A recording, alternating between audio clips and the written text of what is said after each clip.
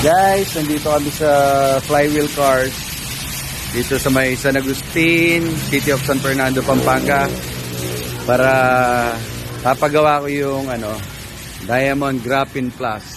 Ito para sa motor ko after ng Cordillera Adventure Tour. So nangako ako sa motor na pumper ko siya, diba? Ayan, no? Yan yung mga boys, yung mga siga dito. Ayan, si Kuya, fresh na fresh pa. Good morning. Ay, si Kuya, nag-ayos na ng tambayan. So, ito yung place kung saan kami nagpa Diamond Graphene. Ayan, si Kuya, Kuya. Right. So mamaya dadalhin nila dun sa loob para i-process. Lilinisin muna. After ng linis, then ipapasok dun sa area dun. Right?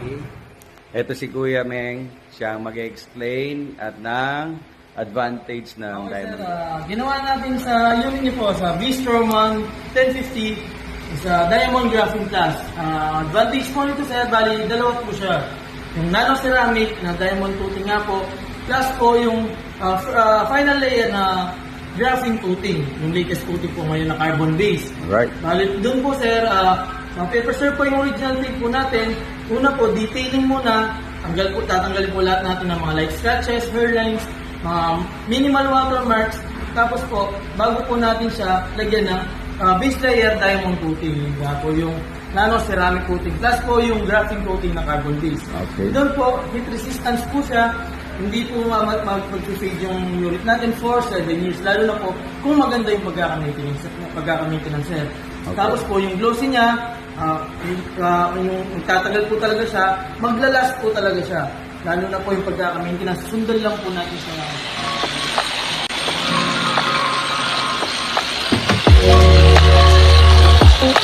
Thank you.